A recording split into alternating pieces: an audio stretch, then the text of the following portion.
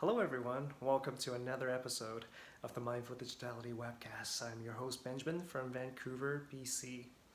In the last episode, I discussed the importance in recognizing liabilities that a digital lifestyle brings us. There is no escaping this entire package, the fact that by including a smart TV, a smartphone, a tablet computer, or a gaming console, your Xbox or PS, whatever version you have, into one's life, we're bringing into this life a mixed bag of pros and cons. And because the day-to-day rhetoric focuses so heavily on the pros, the positives, what the new gadget promises, convenience, fun, speed, faster and better, more entertainment, etc., the cons largely go unnoticed unless we're intentional in figuring those out. Now, most of us have grown up assuming that technological advancement is one and the same as human progress. Well, this is not necessarily the case. Consider the use of laptops by college students as they attend lectures, which, as I recall, has been the phenomenon since maybe a decade and a half ago. Is note-taking with one's laptop better than using a pen and a pad of line paper? What exactly is the problem one intends to solve in replacing a practice that is perhaps a few centuries old with the latest electronic fad? I've never been fond myself or anyone noisily typing away when attentiveness is supposed to be directed to the lecturer, directed to what they are presenting at the moment.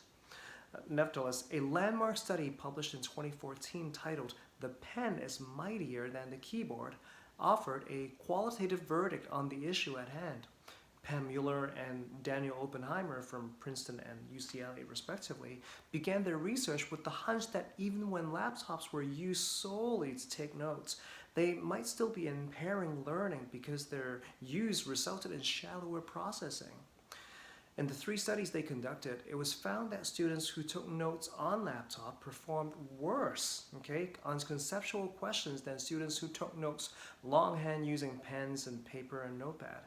They showed that, and this is the author's actual wording from the journal article, whereas taking more notes can be beneficial, laptop note takers' tendency to transcribe lectures verbatim rather than process information and reframing it in their own words is detrimental to learning.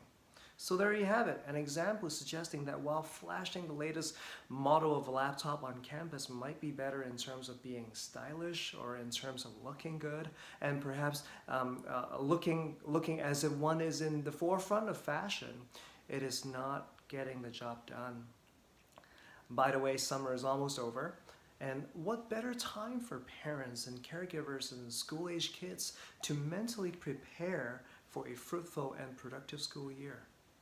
Now, over the past decade, I've had the privilege of going into countless school communities, speaking with parents, consulting with administrators, leading professional development training with teachers, and so forth.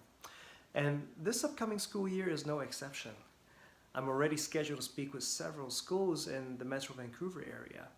And if you're an educator, or if you know educators in your circle of acquaintance, please take note. I welcome collaboration. That is before I'm fully booked up for the school year. To those of you who are seeking parent education opportunities or teacher pro-D opportunities, simply get in touch. And I'm happy to discuss the possibility to come into your community to speak, to present, to engage in any way, shape, or form.